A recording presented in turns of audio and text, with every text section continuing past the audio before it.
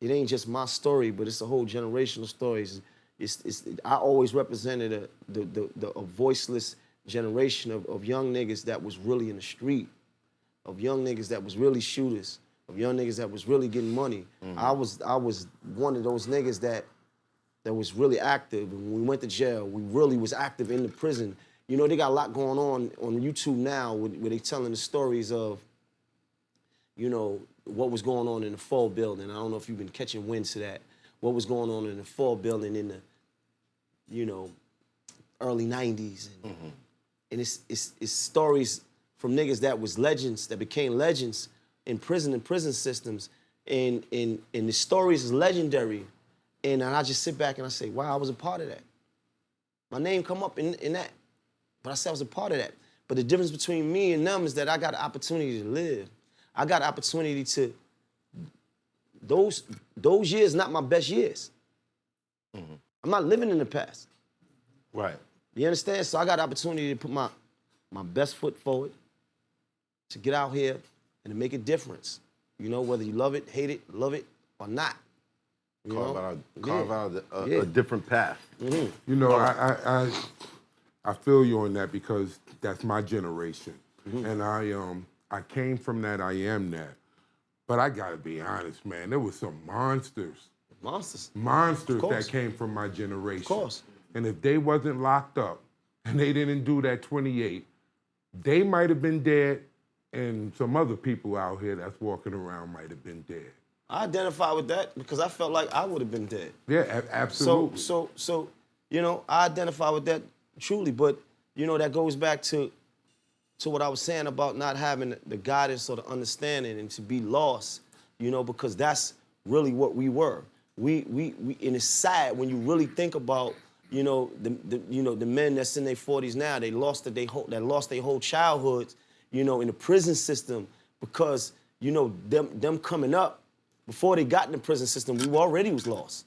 We was already in Sparfit. We was already in the group homes. We was already in DFY. We was already going through shit that maybe we shouldn't have been going through. So that's the real story. So, you know, I had a meeting with the mayor. Everybody saw that. And the meeting, a lot of people, I see people talking about it, they don't know what they're talking about. The thing was, there was talk about banning drill music. And I said, well, if you want to talk about, you can't make a blatant statement about banning drill music without actually speaking to the premier drill artists. So I was with Fivio. Shout out to Fivio. I love that boy, right? Shout out to Fivio. Right, he came to me, he said, yo, big homie, they talking this, and this. I said, listen, I'm gonna make a call, we're gonna figure it out, and we're gonna try to organize a meeting. And we went up there, and my thing with the mayor was this. I wanted to first introduce him to what drill music really was. Drill music is a sound, it's not an action. You understand? It's a sound, it's not an action, right? So you could get the beat, right? You could talk about love on the beat.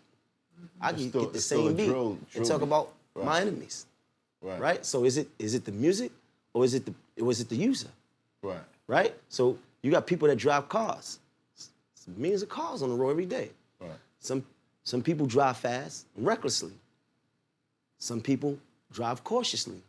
So is it the car fault that this nigga ran up? Well, what does the drill mean? The drill, I think, is from the content of what was being spoke about on the music, right? You know what it is. We understand.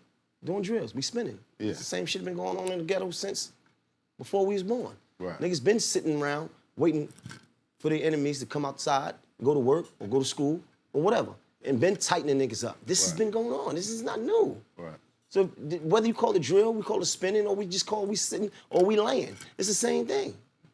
What are you talking about? Today we ain't laying on them. We just said that today. We laying on the nigga. Like, we just said that shit today. We was like, yo, laying on the nigga. It's the same thing. The music just heightens it. And some of the music, I understand. Some of the music, some of what's being said is like, I want to tell these young niggas, I want to say, damn, boy, look. Understand that, and this is what I do tell them. if you actually doing some shit, law enforcement gonna do their job. Yeah. And part of their job is to listen to what the fuck you talking about and watch the videos that you actually going back and forth at. And they do that. So, and they've been doing it. Yeah, so For at least 10, you gotta- 12 years. 20 I remember years. shooting videos for Smack, And they own it. and the boys pull up and go, "Yo, Math," and I'm like,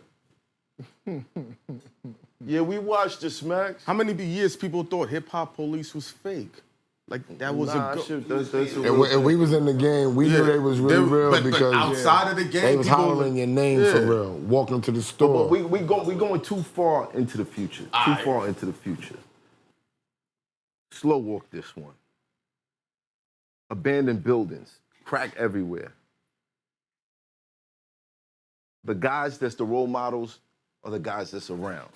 The people who got jobs, they go to their jobs. The jobs get better, they move the fuck out the hood. So who are we left to see? Who's still there with us? The guys getting money. Right. Now you witnessed those guys. You became a part of that lifestyle. You went to jail for kidnapping. How many years did you do? I did 10 years. 10 years. Could have been home in 5, but We was catching wreck in there. You was from Brooklyn. It's Yeah. understandable. It's understandable. It's understandable. You was from Brooklyn. yeah, And you went in young, too. yeah, I did. I think I did. What led to that situation? He didn't say To which nothing. situation? to the actual kidnapping? That was the plane that we was on. Meaning, we was already in that zone. We was already doing things in that nature. You know, I never made myself out to be the biggest gangster, or I never made myself out to be, you know, a victim. You know, I would say that I was actively, wholeheartedly, 100% involved, all the way. Right. At that time, I never knew or never wanted to be anything other than what I was. So, you know, that actual crime really wasn't far-fetched from any other thing that we was actually doing. All right. So you guys came up with this plan. We're gonna get the plug. Right. Walk me through that. We didn't know what we was doing. As simple as that. We didn't know what we was doing. Phone calls were too long. You know, law enforcement had something back in the days called the trap, where if you was on the phone for a minute, they were able to trace that back. And that was really what it was. We was putting the phone calls and saying, yo, we want this and we want that. You know, we was young niggas. We were very inexperienced in this area. When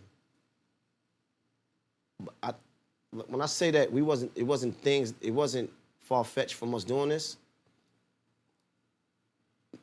This was a small graduation from the things that we had done.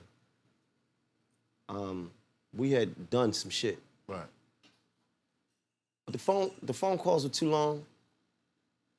Law enforcement was able to trace the calls and basically come get us. Simple as that. So how'd you get found? Meaning that Just like that. no, meaning that you said that you was lost in the streets and all that, right? So after you did all of that stuff, when did you get found? When did you find yourself in jail? Like, what was the decision When you started that sentence, who's in court with you when you were being sentenced? Was anybody there? I want to say my mother. You want to say? Yeah, because It's my blurry. Mother, it's blurry then. My mother, and I had a girl back then. You know, I was a popular young nigga, so I had a lot of girls back then. Right. But I had a girl back then, Nakaya. I think she was there. I had family there. I think my little brother was locked up at the time. Well, I never thought about that. It's been so many years since I thought about that, since on my sentencing. But you know, I was fortunate. I had a lot of support when I was as a young nigga, right? Anybody that ever did a bid with me, was up north with me, or would tell you that, you know, I always got a lot of visits. You know, a lot of girls would come see me. I was a popular young nigga before prison, and I was popular in jail. I was very popular. Yeah. You know, popularity didn't come with music for me. You know, anybody that knows me would tell you that, that really knows me. So I always had a lot of activity around me, as far as like a lot of visits. You know, a lot of different girls was coming down to see my whole time. It was all girls and my homies. A lot of homies would come and see me, you know, a lot of my friends. We was tight. And so, and I would have a lot of pictures. And wherever jail I was in, a lot of people would like to see my pictures. And, you know, because I had pictures of niggas that was in the street, and I had pictures of Big, and I had pictures of Kim, and, you know, niggas wanted to see that. Right. You know, so, you had know, a picture with Big? I had it wasn't pictures with me. It was like my niggas in the street. Pictures, yeah. Right, because they was active. They was outside. Right. You know, and, you know, niggas want to see that. Yeah. You know, so those are some, without trying to make myself trying to be this gangster nigga, those are some of the small things that are highlights in my moment, in my life. Like having so many pictures that everybody from Brooklyn, oh man, you bring your pictures out, man. I heard you got pictures of everybody. Yeah. You know, niggas wanted to see that. You know, so it was dope. So you know, so you weren't like the come home, what's that? What's the cell phone? Hell no. You was getting all the information. No, I came home, niggas. First of all, I came home twice, because I came home and then I caught a violation and came back home. Right. First came home. My niggas was outside. S500, brand new, 01, S500, black, outside, waiting for me. I get to the receiving room, they like, yo, you know, you need a bus ticket? I'm like, nope. Nope. I got my shit ready. I got I'll never forget, I came home in an iceberg history. Icebergs, you know, that was Pepe remember Le Pew we talked jeans about suit. Yeah, the Pepe Le Pew joint. You know, that was, you understand? Mean. Boom. They like, yo, there's something, you know, them crackers up there, there's somebody with a black Mercedes Benz. Like, that's me. So I'm saying this to show you who I was before music. Like, I was important to somebody. Right. Before this. Right. I was important to niggas. And that helped a lot during the bid. Yes, niggas, I was taken care of. And I had a rough bid, meaning I made my bid rougher because I was always getting in trouble. I was in over 10 different prisons.